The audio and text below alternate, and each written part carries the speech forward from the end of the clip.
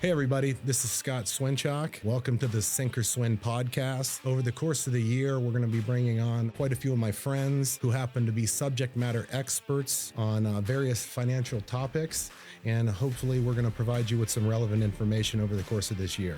Thanks again, and welcome to the Sink or Swin podcast. Hey everyone, this is Scott Swinchock, and welcome back to the Sink or Swin podcast. Today we have Jeff Lagoni of the Lagoni Mortgage Group. We go way back. I've known Jeff professionally for, about 20 years. And I think it's safe to say that we've come a long way since our days in the South Side and the Strip District. It was fun getting to know you, man. The first thing he told me is that when he was in 8th grade, he threw an 85-mile-an-hour fastball. And I'm like, who cares? That's real talk. Right? And but he was great. He was a great loan officer. Every loan he submitted came back clear to close, and one time through, and I'm like, Scotty, how you do this? Because every time I came from being a pilot and a computer programmer, and every time I'd submit a loan, it'd have 100 conditions on it. And Scott would just stay to himself. He wouldn't help me, and very selfish, but crushing it, and did a great job. But man, I'm so proud of where you are now, right? From where we were then. Mm-hmm. And you talk about the boiler room. Like, have you ever seen the movie The Boiler Room? We lived it. Yeah, agreed. I don't want to talk about it. Like, let's not say everything that happened at that time, but it was crazy.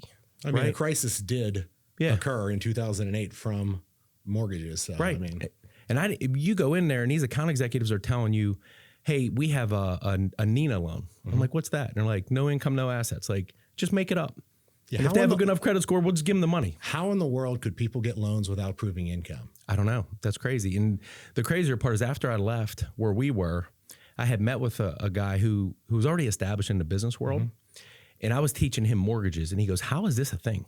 He's like, this is awful. Mm-hmm. He goes, these things are going to fall apart. He said it when I met him in 2004, and sure enough, 2008 hits exactly for that reason. But my point to you is where you are today, right? You're married.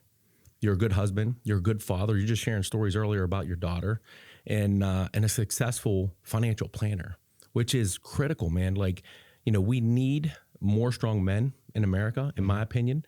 We need fathers that are going to raise their children right and be present and not just tied into business and whatever their career goals are, but be there to raise them and then be there for your wife, right? Like, be present with your wife as well. So, dude, I'm proud of you. I couldn't agree more. I mean, I think about, too, you started off the segment talking about, crushing it and doing loans. One app closes, but it's 25 years later and you've built one hell of an empire with the Lagoni Mortgage Group, and you've become a reputable and reliable source to a countless number of people that are trusting you with going out there and helping them secure what's to be the biggest asset of their life or the biggest purchase of their life. So right. Kudos to you for the longevity within, the industry. And the funny thing is, I think I was reading the other day that there was like 4,000 originators or no, there's an outlandish number in the country, but there are so many people falling off. But what you've built is tremendous. You got a strong team around you.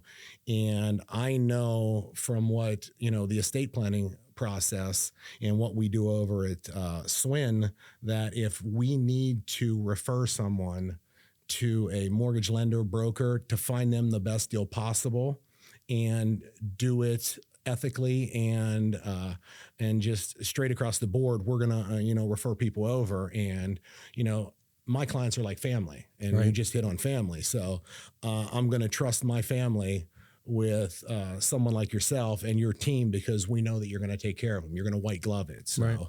Like I said, proud of you too, and appreciate all that you do. The thing I love that you said there is ethics and doing it the right way.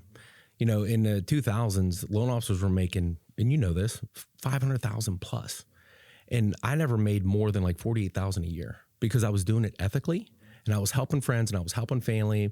And like back then, they would teach you charge 5 points up front, which is 5% of the loan amount. So somebody getting a $200,000 loan, you charge them 10 grand.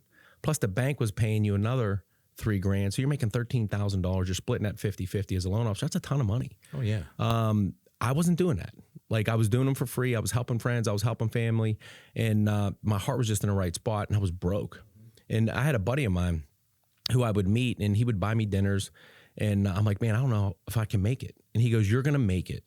He goes, you're ethical, you're doing the right things. And over the long haul, it's going to pay off. And sure enough, probably, I started in 2001, somewhere around 2012, I started to be able to go beyond paycheck to paycheck. And then I got married in 2014. And you talk about having a team, I was working from 7 in the morning to 3 in the morning every single day. And mortgages are a trap. It's a slow trap because people are buying houses on nights and weekends, and you have to be available all the time. So it's like you're on house arrest. You didn't even commit the crime. And 3 months after being married, my wife comes downstairs in my office at 3 o'clock in the morning. She goes, what are you doing every night till 3 o'clock? And I go, I'm working. And she goes, you need help. Like, you need to build a team. And I had no idea building a team was even possible. And so from that point, we started building out a team, and we built a great team. And in the years 2020 and 2021, we did over 500 transactions each year. Oh, wow. That's close to $100 million in production. And it was awesome. And the thing is, everybody on the team has the same core values. And we're looking at growing again right now because the market's coming back. And to your point, in 2020, there were 500,000 loan originators. Right now, there's less than 90,000. That's an 80% reduction in the workforce. That's insane. There's a huge clean out. And for us, people call us. Even yesterday, I had one of my buddies call me. His son's buying a house. His son's in his mid-20s. He goes, Jeff, I know you're going to do the right thing by my son. He goes, he already got pre-approved with a bank, but can you call him and talk to him? Because I know you're going to do the right thing. I said, absolutely. Like, if I can't beat that bank's rates or have a better program, I'm going to tell him just to stay with that bank.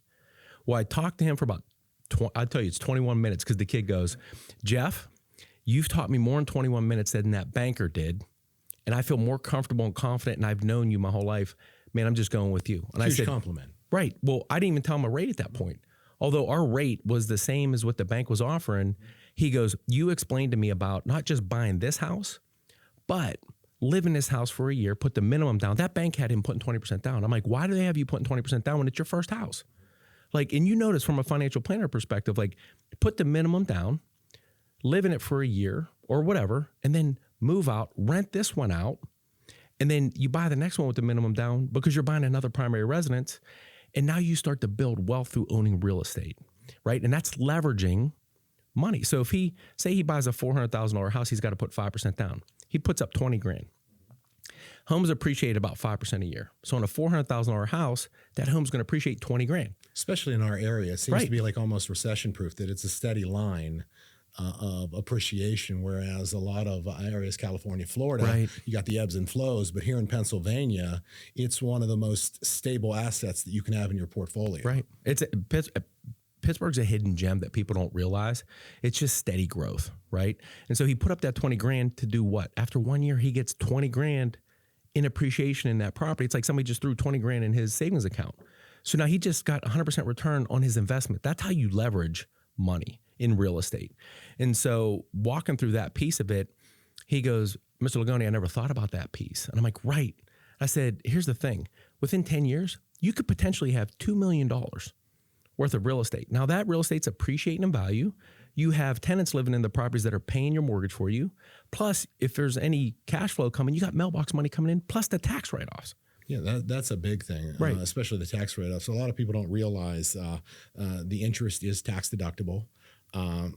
The property taxes, the school taxes, you can drop that off. And then once you get a large enough portfolio, you actually have the ability to start Section 170, cost segregation, if you will, and doing advanced depreciation on those assets. It actually becomes almost like an assembly line for you and your accountant to find write-offs. And so here's the thing.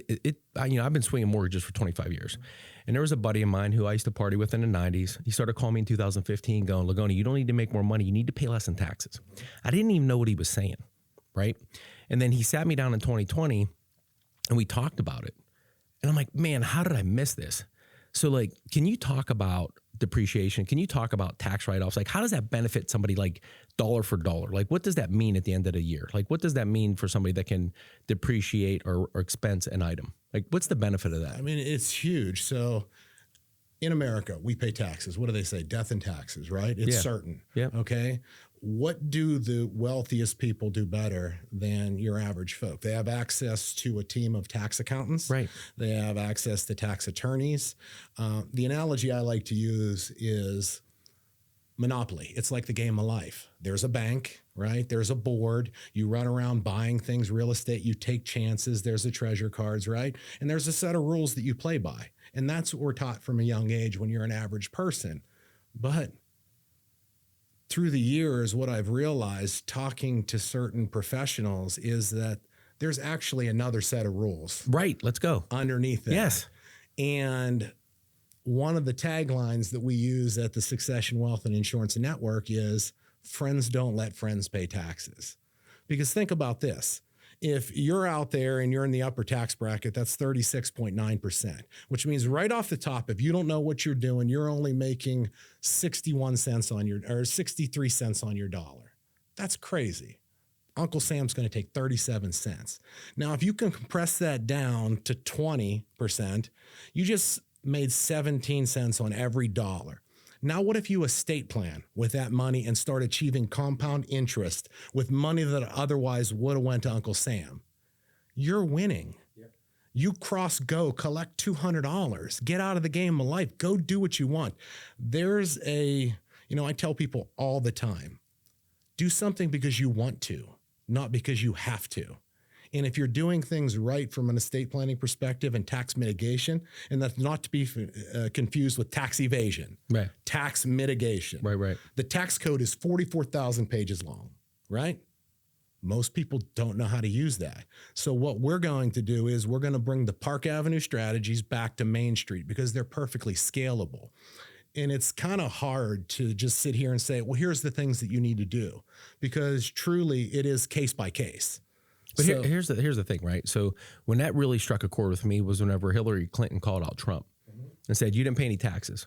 And then friends of mine are like, I can't believe he didn't pay any taxes. And he's like, yeah, that just means I'm smart. I'm using the tax code that's established.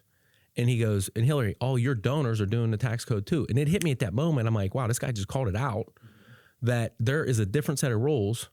And they don't teach us this stuff growing up. Like, I didn't learn that going to South Central. I didn't learn that going to Cannon McMillan High School. Like, I didn't learn that going to IUP. Like, nobody ever talks about this. And so the other part is, for me, where my passion has been is like, how do we help this next generation have hope, and how do we educate them? And I'm doing it on the real estate side and the mortgage side, but like, how expensive or how accessible is it really? Is it realistic for somebody who's, say, a W-2 employee that's working as an iron worker, like my nephew does and my family does, or they're a bus driver for the school? Like, how accessible is are those services for them to be able to save money through taxes? And the other part is, wills and estates. Like, I just got mine set up a few years ago.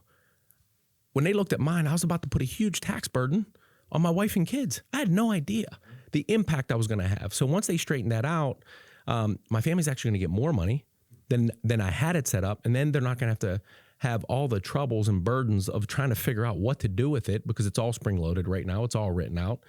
And my mother, who's 88 years old, she still works 40 hours a week at Shop and Save. We just got hers done, right? And so I have 3 really tough sisters. I mean, I have a healthy fear of women, right? And I'm 0 for 1,000 against my sister, who's like 7 years older than me. I didn't think I won my first fight till I was 14. And then, but we sit down with my mother at the table and go, what are your wishes?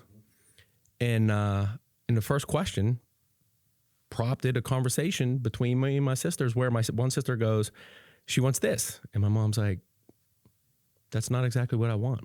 Right. And I'm like, well, this is why we're sitting here. Let's get this conversation going now so we can honor our mother's wishes on what she wants. And then we're not at each other's throats in a time when we just lost our mother. So like, getting that stuff ironed out, not only is it beneficial financially, but it's going to help and make your family relationships healthier. My man, over 20 years. Yeah. I mean, that is literally one of the things that pop up so often at the table, because at the end of the day, there's the perception of what one sibling thinks versus the other sibling. Right. But what you're talking about is clearly articulating someone's final wishes, because when that day comes, and we're all human, right? No one's going to make it off this rock in one piece. There's only one, and the crazy thing about that is that when that time comes, don't you think that it'd be more enjoyable, more efficient to celebrate that person's life rather than to be going back and forth with your loved ones over what you thought they wanted? Right. So, when it comes to that, I tell people, think about your household as a business. It's your small business, right? And you are the chairman of the board. You and your wife, the patriarch and the matriarch of the family, you're the chairmen of the board. You need to surround yourself with a board of directors that can help you. And that starts with a nice accountant. There you go. A good attorney, Yep. and a good financial advisor. And what I encourage a lot of people to do is say, you should share the information and share contact information for each one of those three people, because they work for your small business, your family.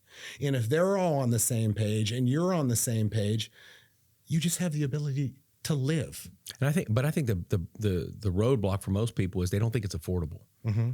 Right? They're like, if I have to hire an attorney, how much is that going to cost? If I have to hire a financial planner, how much is that going to cost?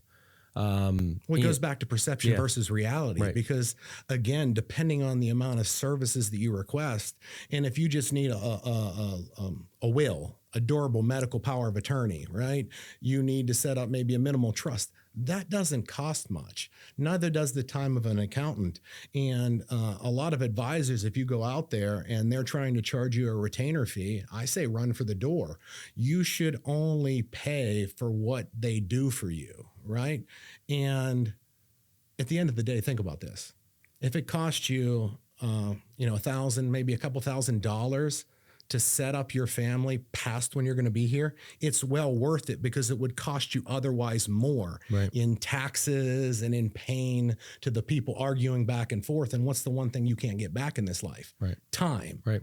So the sooner that we can settle an estate, and if your wishes are, clearly articulated, then everybody just needs to observe them, go to the funeral home, sit at the table, tell great stories about your mom, Right. about your dad. So that $1,000 or $2,000, right? Some people may not have that, right? Like I know for me personally, my schedule gets filled. My pastor told me probably 10 years ago, he goes, Jeff, the challenge for you is going to be saying no to stuff, because if you say yes to everything, you're going to say no to something by default.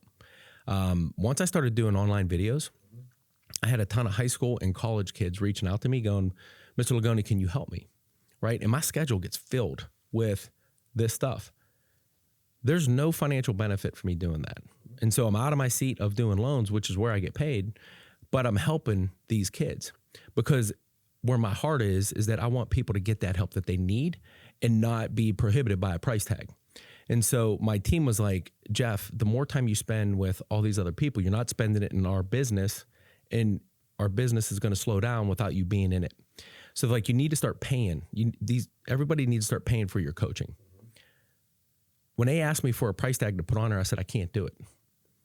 And I'm like, so what I wanted to put, and we're working on the website now, the price tag I'm putting on there is like, put whatever you can afford, like whatever you think it's worth to you. Because what I don't want to have happen is some kid come to me who's 19 years old who needs advice that could possibly change their life, but they can't afford $50 an hour, right? So, but they can afford $5, right? And then I meet with that person, and then my goal is to impact lives in a great way, because they don't teach this stuff in school.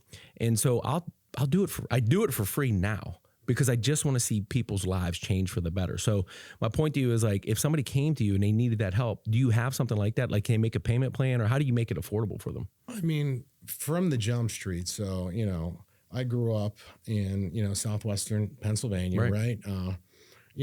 Didn't come from an extremely wealthy family, grew up in more of an impoverished area, right? So from the jump street, everybody's like, oh, I don't have enough money to work with you. And you hear that all the time, and it's head trash, because the one thing that we decided to do is, I don't care. Good. If you're willing to trust me with as little as $50 a month to invest in the market, that's important to you. So at SWIN, we're going to take that and we're going to put our best foot forward to you, because it's all relative. If you're worth 1 comma, if you're worth 2 commas, or you're worth 3 commas, money is still very important to you. And if people are willing to trust us with that, we're not going to turn anyone down because of their financial situation. Good. The only time that we might turn down a client is because maybe we just don't mesh in our ideologies or our philosophies in regard to saving money, or our estate planning practices aren't the same. So it's a two-way street. I hate the term financial advisor. We want to be more like financial accountability partners, That's good. right? Yep. So tell me what you're trying to accomplish in life. right? And then I'm going to be like a Garmin. I'm going to tell you how to get there. That's so good. Right? Yeah. So there might be a speed trap on this road. There might be construction, right? There might be an accident. So there's no linear way to get where you want to get to. There's going to be, some swerves and all that. We're going to try to get you there as efficiently as possible, but it's two-way. So one, I'm going to hold you accountable to the goals that you set for yourself, and I'm going to try to get you there as fast as possible. But two, I want you to hold me accountable to what I tell you that I can do for you. It's a two-way street. And when there's open lines of communication between me and my client, and I'm teaching them, because I hate when someone says, I got a guy, he does that for me. No, I'd rather someone ask someone, what are you doing for estate planning? And someone be able to articulate what they're doing, but more importantly, why they're doing it. That's right. And if they can do that to someone, now I know I have an advocate for what I'm doing. And that's when the referrals start coming in. So I love the analogy you just gave, because one of the things that I always tell people is clarity is power. And, one of the first things I did out of high school was flying planes. The clarity is, I know I'm trying to get from Pittsburgh to, say, Dallas. A plane is off course almost 100% of the time. And what if there's thunderstorms or air? You got to, and things come up. But even if it's clear skies, it's still off, right? And that pilot's making small corrections the whole way, knowing that they're going to get to their destination. And that's the thing about a financial planner. That's the thing about buying real estate, is that you have to have clarity on what you want.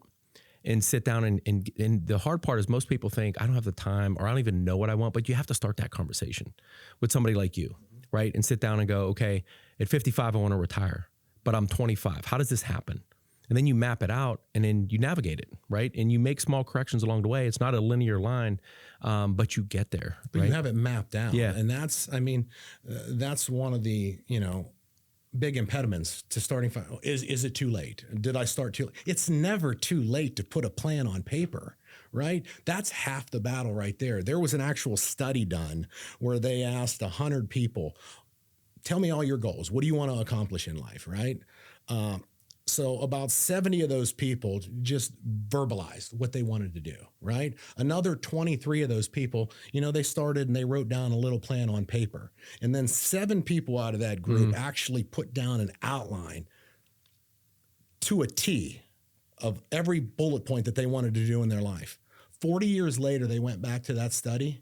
The 7 people that outlined everything was worth 10 times more than the other 93 people. No doubt. So it starts with putting it on paper, and there's power in writing it down too. Exactly, 100%. Yeah. And accountability to that, right? Yep. And that's how, why do you go to a doctor? You get your cholesterol, you get your blood pressure done, you triglycerides, you get all that stuff done, right? And then the next time you go, you see it, but it's a bench line. Right. You can see if something is going in the wrong direction or if something's going in the right direction. And if it is, then you can just look back on the activity that you did to identify what made it go positive or what made it go negative. Right. And that's all estate planning is. Right. And something you said that's so critical, and I don't think people understand it. It's compound interest and time value money. It's like the 7th wonder of the world. And it's never the amount of money if you're young. It's the time. Time is the most critical piece. So if you can start with anything little at a young age, like if you're in your early 20s and you could just start putting stuff away now, the compound effect is crazy. And we did a math problem, and we took a penny and doubled it every day. Oh yeah. Billions. So in 15 days, what do you think it was worth? In 15 days on a penny. I know 30 days is like worth over $1 billion or something. So it was like $158 after 15 days. But after 30 days, it was like $5 million. Something insane. Yeah. Something crazy. That's the compound effect of time, right? And that's the thing for the younger generation. When I talk to them, I'm like, if you can be disciplined enough to just start and put money away, because that's a huge mistake I made. Like I come out of IUP, wanted to be I was a computer programmer. I'm working with a bunch of 40-year-olds. They're like, you need to start a 401k. I'm like, dude, what's a 401k? I don't even know what that is. They're like, you got to max it, and you get a match. It's free money from the company. So I did it. I ended up saving a decent amount, making $100,000 a year, and I was saving really well. But then I get into mortgages with you, and I get absolutely crushed because it's 100% commission. I went from making $100,000 a year to like 18 for 7 years. I got $40,000 in bad debt. I'm hiding my truck from the repo guy. Well, it goes back to estate planning and budgeting too. Now you have a whole uncertainty. There's a variable in your income. Just got crushed, and I spent the money I had saved, and then it wasn't until 2012 where I'm now like what am I, 40 years old? And now I got to start over instead of the jump start I got at 24. I just don't want the younger generation to make that same mistake I did. And I want them to understand how critically important it is that time is the biggest factor. Don't think I can do it later. Do it now, get it in there and get it invested. And that's why personally, hooking into the three people you said is the most critically important thing you can do for yourself is get a good CPA, get a good financial planner, and get a good attorney. But they need to work together. And they have to be in sync. Yes. Absolutely. Yep. The crazy thing is, just the other day, I'm a big believer that the S&P 500 index is probably the best index in the world, right? It's the best 500 companies in America. Okay. And a lot of people will tell you, just invest money in the S&P index. And if you have time, you're going to make money, right? So I actually put together a spreadsheet the other day that said, I went back to 1975 to present day. Okay. If you put $100,000 in the S&P index in 1975, not adding another dollar, today it's worth $5.34 million. Think about that number. The crazy thing is, I look back and I did it, and I'm like, most people don't have 50 years. They don't have $100,000 when they're 20, 25 years old, right? That's just most people. So what's more applicable to our audience would be, what's the last 25 years look like? The crazy thing about that is, if you break down 1975 to 2000 and 2000 to 2025, something in between there happened that changed the world, and that was the internet. Information became instantaneous. So even though the S&P index is a super index and you average about 10.5% based on history through that index, the volatility kicked up in 2000 because information is instantaneous. So fast, yeah. If you hear it on your phone or you hear it on your computer or on the news, everybody else, the market already knows, right? So the crazy thing is this: if you put $100,000 in the S&P index in 2000, 25 years later in 2025 is only worth $341,000. That's crazy. So the difference between 50 years and 25 years is $5 million. Wow. Time. Yep. And it goes back. Time is so important. Yep. You can never start too early. And I realized that once I really got started in this industry, and from the time that my daughters had their Social Security cards, the minute that it came in the mail, they had applications out for their brokerage accounts, their UTMA accounts, their 529 accounts, and their life insurance policies. What's an UTMA account? Uniform Trust to Minors account. And what's that do? Basically, that means that you as their parent are in control of that, and you're gifting money into it. Okay. Okay. Is that a tax benefit? Then not a tax benefit. Okay. You're just getting money to your child, and then at a maturation age, whether it be 18, 21, 25, you can state when they take over that money and it flips over to a brokerage account for them. Okay. But it's just a way to start investing, because the average person, really, they get a job out of college, okay? And then they really don't start investing till about 2 or 3 years. They're going to get their feet wet, figure out what their rent looks like, what a car payment looks like. Life's going to hit you in the face, okay? So you really don't, most people don't get serious saving until they're 25 years old. Now, what did I just tell you? 25-year difference in the S&P made a $5 million difference. Right. I just gave my kids back those 25 years. Such a head start, man. Yeah. That's the stuff we got to start teaching. All right, Jeff, question here. So, anybody that's turning on the TV right now, you're seeing, the Fed making statements, and anybody that's literally, observed the economy over the last 3 years know that rates went from nothing and then they just ran all the way up, right? Right. So that being said, is it a terrible idea right now, or is it a smart move to buy in this market? So I think there's more to the question, right? It depends on your situation. And that's why I like having conversations with people instead of just giving a blanket binary answer right now to that question. But I will tell you this, you got to get in the game. And from investments, you're never going to time it perfectly. And just to share with you my story, when my son was born, I was living in an apartment. It was $300 a month right next to Sarah's Candies. A buddy of mine calls me and goes, "You can't raise that kid in an apartment." I'm like, "Watch me." I knew nothing about owning real estate. He goes and buys a property. He moves me in it, and I'm paying rent in there for a year. After the year, he goes, "Can you buy it from me?" I said, "Yes." I buy it for $145,000 from him in 2008. 2008 was the worst year you could possibly buy a house, right? So I timed it horribly, right? But impeccable timing. Worst timing on the planet, right? That house today that I bought for $145,000, what's it worth? $300,000. $400,000. Crazy. Now, I moved out in 2014. I rented out for $2,000 a month. It could rent for $2,700 a month, but I leave it at $2,000 because the guy takes care of the place and I don't want to mess with him. My mortgage payment's $1,000 a month. So he paid down that mortgage down to $90,000 as a balance. I get $1,000 mailbox money every month, and the home keeps appreciating in value, right? So the timing is right now. It's kind of like, when was the best time to plant a tree? It was 20 years ago. When's the second best time? Right now. That same thing applies in real estate. So if you watch the news, dude, you would never buy a house. There's never a time that the nightly news is going to go, hey, it's a perfect time to buy a house. Because even in 2020, when rates dropped, what happened? House prices went through the roof. You have multiple bids on a property. You have people waiving property inspections. You have escalation clauses going, I'll pay cash over whatever this thing appraises for. So now you're overpaying for a property.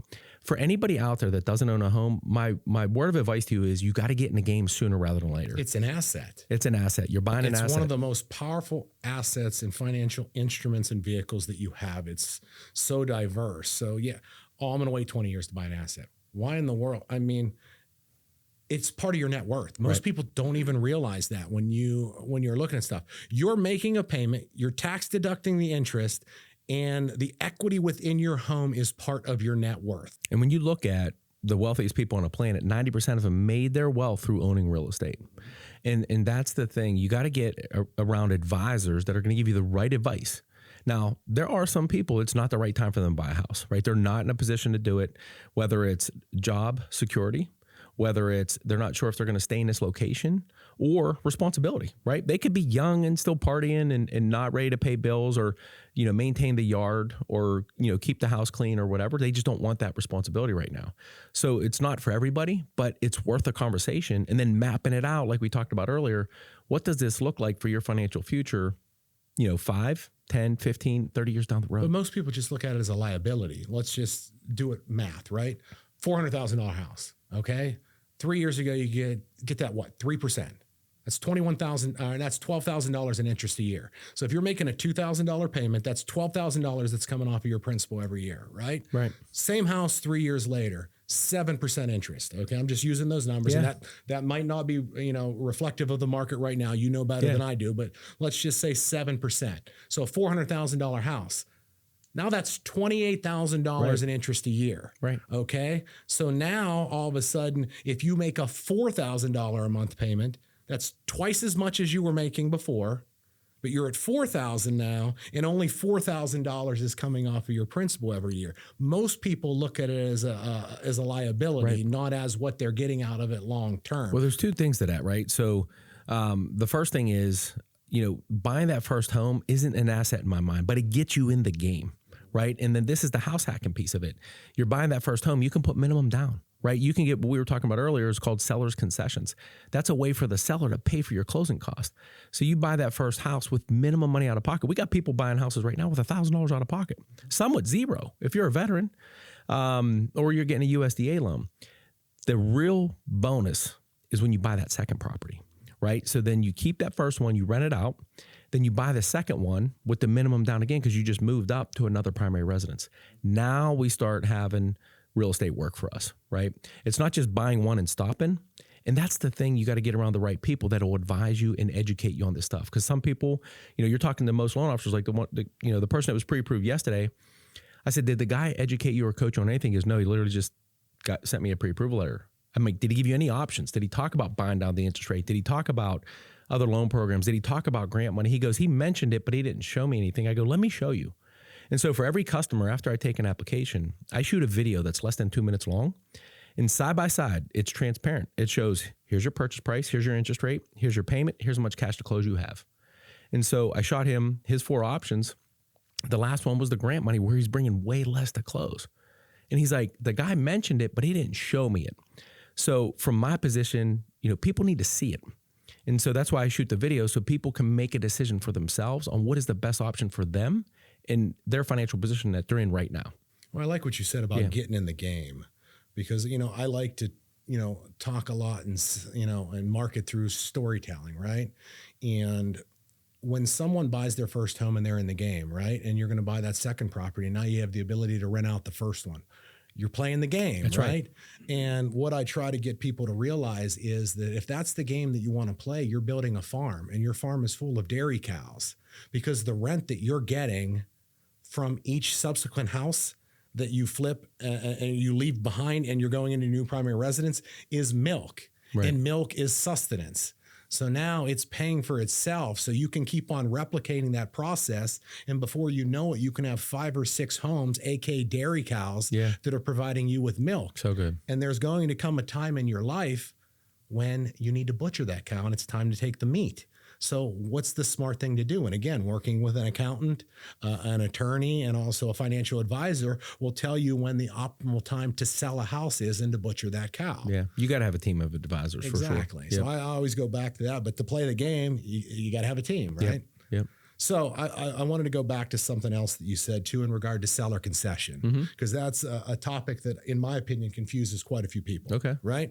So are you better off when you go out to buy a home and you get the seller concession to use it to pay off your closing costs so you come out of pocket less, or are you better off to buy your rate down? Again, like that's not a binary answer. It's not a one answer fits all. And to answer your question, if I was buying a house right now, I would take the seller's assist to pay my closing cost. I would take the highest rate right now because we're in a market where it appears, not guaranteed, that mortgage rates will come down. So you get one shot to get a good purchase price. So the sooner you buy the house, because guess what? Real estate prices never come down. They might dip for a minute, but over time they're going up. And so you think about my mom buying her house in 1970, she bought it for $8,000. Yeah, my parents were $13,000. Right? Yeah. But that same house today is $180,000. Exactly. Right? So home prices only go up. And for me, I would have it pay my closing costs with the expectation that rates are coming down. I'll refinance and better my position with that payment. However, last month, I had somebody that was going to buy a house. The monthly payment was out of his budget. And I said to him, hey, do you think we could, I said to his agent, do you think you can get seller's assist? Because it's tough to get that in this market right now. She goes, let me try. She gets it. So for him, I used the seller's assist to buy down his interest rate. When we bought down his rate, it dropped his payment like $199 a month. Bang, right in his budget. But it was important for that guy to get into that house right now. Right. So again, it's case by case scenario. And it fit his budget, right? Yeah. But either way, seller concessions is a thing that you can have and you can negotiate on your purchase that is a seller paying for your closing cost. Okay. Yep. See, I'm like you, but where we're different is like right now, if I was buying again, I would, full-fledged go out there and try to get seller concession, right? With the seller concession and my belief in what's going to happen, I really think, and again, this is just an opinion, I'm going to fair balance that. And I'm not, speaking on what the Fed's going to do, but I think that they shock the system to get, to try to curb inflation, jack the rates up to about 7%. I don't think that we're going to see the days where rates are 2 7/8 or 3% again. Right. We were blessed in that time frame. If you bought a house, God bless you, stay in that, right? It's fantastic. That was free money. I think they needed to shock the system. I think that rates are going to come down somewhere in the mid 5s to low 5s, and that's going to be the new norm. So that being said, if I'm buying right now, I'm getting seller assist or seller concessions, and I'm going to take that money, I'm going to invest it. I'm going to wait for the rates to compress down. And at that point, whatever interest that I earned on that money, I'm going to complete a refinance, and I'm going to buy my rate down from what I perceive to be the low market value. So then maybe I can get in the 4s again. That's good. That's my thought. At least. I mean, I'm with you. If I had to do it again, that's what I would do. But you mentioned something else about people that have rates in the 2s, 3s, and 4s right now. Like, don't move.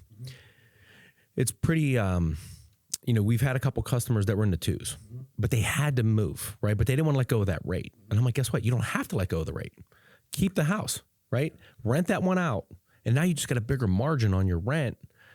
For that property, and then go buy the next one that you need because of whether they're downsizing because they're empty nesters or whether they're increasing in size because of more kids or moving because of work.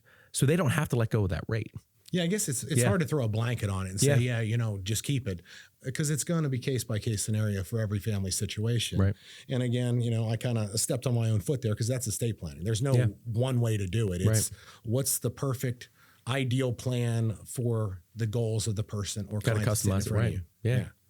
So Scott, I got a question for you, right? Okay. As a financial planner, and from my seat where I'm sitting all the time, down payment's always a question, right? Okay. So what are some of the biggest mistakes you see that people make with budgeting money, and like how does SWIN help with that? Okay, I think the big thing first and foremost is that when someone opens a dialogue with a professional like yourself, you're going to kind of come up with a plan or architect a loan program that person's going to utilize, right? And there's a lot of them out there, right? So you're going to be able to tell that person their ideal amount of down money, right? So that's a big part of the equation for someone like me. So now if I have said client or mutual client coming back to me saying, okay, Jeff Lagoni said I need to have this much money down to be able to comfortably afford my house and be in a great situation, I know the number or the bogey that I'm dealing with. And the biggest mistake that most people make all the time is you make $1, you don't understand where all 100 cents go. Right. They have no idea. Right. There is no budget. Well, we spend this much money on going out to eat, this much money on ice cream, this much money to the car payment, this much money on our rent right now, this much money on credit cards. Well, if you're going to make the biggest purchase of your life thus far, or one of the most important purchases in your life, and again, it's an asset, why in the world leading up to that aren't you understanding where every dollar is going so that you can get there as quick as possible? It's like, again, with interest rates and everything that's going on right now, right? There's a runway. Jeff said I need 10% down to buy my house. That 10% equates into $24,000. I'm starting with $3,500. We have a $20,500 shortfall. Well, we want to get that plane in the air as fast as possible. So what we would do at the Succession Wealth and Insurance Network is I would have someone fill out what's called a personal financial statement. Let me know where all the bodies are buried, every asset you have, cash flow analysis. We're going to get a true bench line on what you're doing today.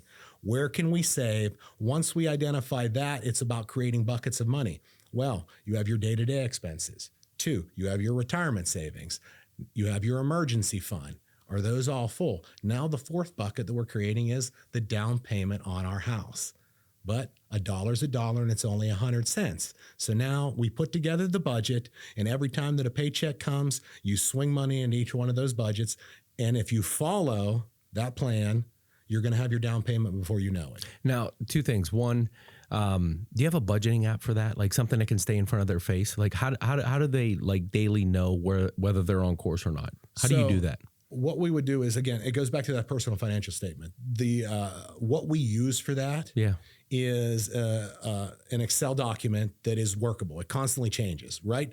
But if you actually become a client of SWIN, you have access to an app that's called Wealth Vision.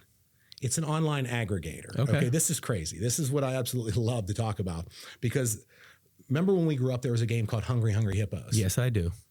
All the marbles. Yep. Picture each one of those marbles as a financial aspect of your life. Okay. If you take the time to fill out a personal financial statement and you take the time to enter all that data into Wealth Vision, it's an instantaneous online aggregator.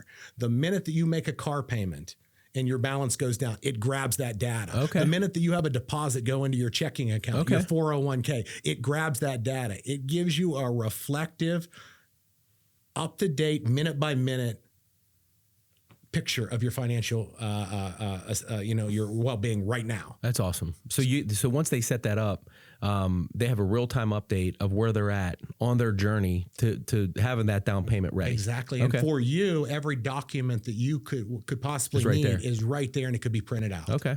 The second question I have for you is this, and oftentimes people will call me or not call me, right? And I'll say, why didn't you call me? Like, well, I was embarrassed. Like, my credit score is so bad. And I'm like, please know that, like, I care. Like, I'm going to show you empathy.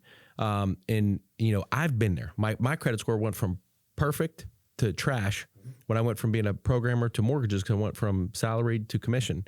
And so I lived it, right? So I have empathy and care and compassion for somebody that calls me. I'm like, man, let's just get it together, right? I'll show you how to get there.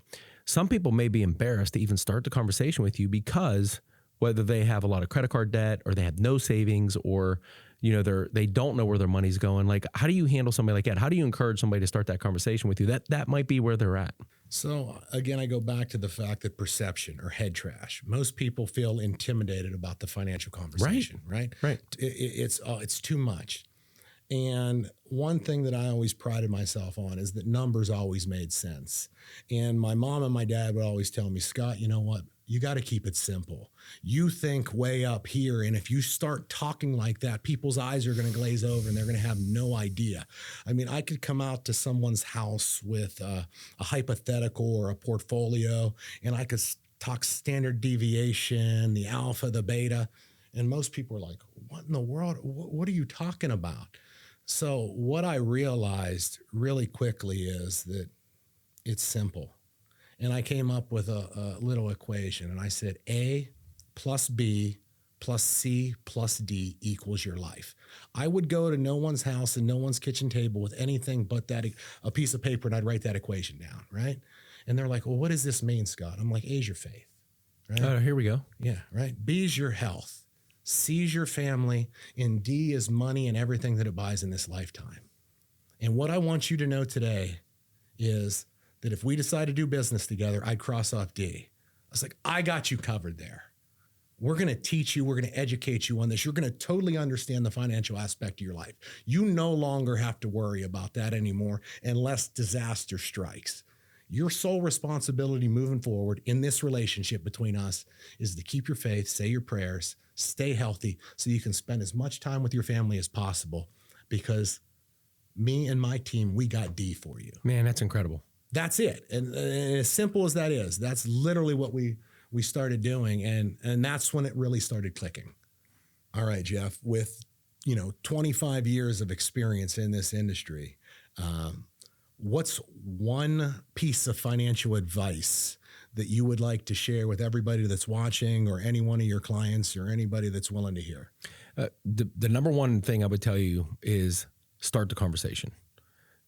Call me, call a financial advisor, but you have to start the conversation. Oftentimes we just sit on our couch and we think about things that we may want to do. We think we qualify, we think we don't qualify, but really, you really don't know. You need to talk to somebody and have that conversation. You would be surprised at how many people I've talked to through the years that will call me and go, I know I probably don't qualify, but I was thinking about buying a house. I'm like, well, let's just take 5 minutes and figure this out. And they qualify, right? And then there's other people that are like, I think my credit's horrible, and their credit's great. And, there's a myth out there that you have to have great credit and you have to have 20% down. There couldn't be anything further from the truth. You can have credit in the high 500s. You can buy a house with no money out of pocket or $1,000 out of pocket, right? There are options out there. And the main thing for me and our team is that we're never going to say no. So if you don't qualify right now, we're going to tell you not right now, but we're going to say, here's your game plan and put it together. You're given a guide. I mean, that's part of, head trash. Most people go into dark places. They think the worst. Right. You go into the recesses of your mind, and it's human nature to go to the worst case scenario. But like you said, by just reaching out, picking up the telephone and starting the process, that's half the battle. And if it's a no right now, you can actually give them the blueprint. And it's not just about buying a house. Credit impacts a lot of aspects of your life. Right. And you're doing someone such a service by showing them how to repair their credit or rebuild it. And it's going to help them out from their homeowners and auto insurance to the credit cards that you get at department stores. I mean, just across the board, you're better off with a higher credit score. Right. And there was one lady that I talked to in 2012. She closed in 2020. And when she stood up from the closing table, she's like, Jeff dreamed the dream of home ownership with me for 8 years. She's like, he never gave up on me. And he kept educating me and picking me up whenever I would stumble to get me to a point where now I'm a homeowner. And, from the position I'm in, I want to see everybody win. Right. And it comes to education, and it comes from having conversations with people that know, and also their heart's in the right position where they want the best for you. Right. It's not just about making a dollar. There are times where people have called me and they'd be better served, maybe going to a local bank for something, or, I will tell them where to go. Right. Or there's another thing out there that's better than working with me. But where I'm sitting, and that's why people call me, like, I know you're going to tell me the truth and be honest about it. It's not about the money. right? Because when I see somebody at the ball fields, when I see somebody at the grocery store, when I see somebody walking down a hallway, I don't have to duck my head thinking that I did wrong to that person. I want to be able to look them in the eye and know that I helped that person get into a better position. Without a doubt. I mean, I couldn't agree with you more. I mean, it goes back. You've been doing this for such a long time, right? You're a subject matter expert when it comes to securing a mortgage or, improving credit, right? Yeah. But I'm going to go back to it. It's more than that, right? Not only do people who work with Jeff Lagoni, more specifically the Lagoni Mortgage Group, get advice in regard to buying a home or rebuilding credit, they're getting access to his network and years of experience. And I mean, again, I say that all the time. Our acronym is the Succession, Wealth, and Insurance Network. We're going to help you with the first three things. But the most powerful letter in the acronym is the N, because I'm going to give you access to my network, and again, that's help building your team. And I see you doing the same thing over at the Lagoni Mortgage Group. Boy, I didn't realize, I mean, I guess I realized it, but it really hit when you said it just now, that piece of it. Because just the other day I was taking a phone call with a young lady who booked on my calendar. She's not buying a house. She was just reaching out to me because she needs help. And I didn't even know what she needed help about. But we open up, I say, hi, how are you? Just first time meeting her. What's going on? She tells me her story. As she's telling me her story, I wrote down 3 names of people that I need to connect her to help her. And then when she gets done, she goes, so what do you think? I said, well, you need to call this person for this thing. You need to call this person for this thing. And you need to call this person for this thing. And that was just yesterday. And that hit me. I go, I do that all the time. Right. And it's the power of the network. And then I've already vetted this person. I know you can trust them. And then when I refer them, I know they're going to take care of you, because I'll be honest with you. For 25 years, I've gotten hammered by financial planners to send them business.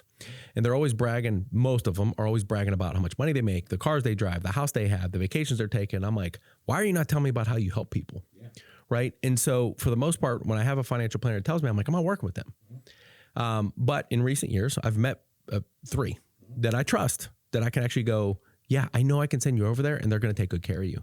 And that same thing goes for bankruptcy attorneys, bankers, credit repair specialists, roofers, contractors, whatever you need. Like network. Yeah. It's huge. It is so underrated. Yeah. I didn't even think about that. You just said it. In so many different ways that I say no question's a stupid question. If something is keeping you up at night, you're putting your head down on the pillow and it's keeping you up at night, there's an open line of dialogue between us. Tell me, and if I can help, I will. Even if it's fitness or baseball instruction or hitting or whatever. Speed, literally, whatever it's like whatever you need, you could call me, be like, hey, I need a gardener. Exactly. But if I can't do it, I'll be the first to tell you that I can't. Yeah. And I'll make a recommendation to how you can go on and accomplish that. Yeah. But if I got some insight or, some advice on it, yeah, by all means, when you do business with us, you get access to our entire network. It's powerful. And it's wild, because I always said I wanted to move out of Pittsburgh. Mm-hmm. And when my son moved down to Virginia for junior college, that's the first time he moved away from home. And he goes, Dad, you keep saying you want to move out of Pittsburgh. He goes, but you don't understand how many relationships you have in Pittsburgh. Anytime you need your truck fixed, you make a phone call. You need a chiropractor, you make a phone call. You need whatever, a person that you're you trust an and get it done. Outgoing person, but it takes reputation. So moving to a new area, how long is it going to take you to build that back up? That's what he said. He goes, Dad, you would be miserable. But you kind of take it for granted of what you've built here. Definitely. I didn't even think about that. That's good. So, I mean, I appreciate Jeff stopping by today, and anybody that, again, needs anything, whether it be a mortgage, some credit repair. And again, we just talked about it. Anything else. I mean, feel free to reach out to him. Jeff, if you want to share your contact information, you're more than welcome to. Yeah. You can follow us anywhere on Instagram, TikTok, LinkedIn, Facebook, even YouTube. It's the Lagoni Mortgage Group. And then, it's 2025, so you don't have to pick up the phone call, because I know there's some people that don't like talking on the phone.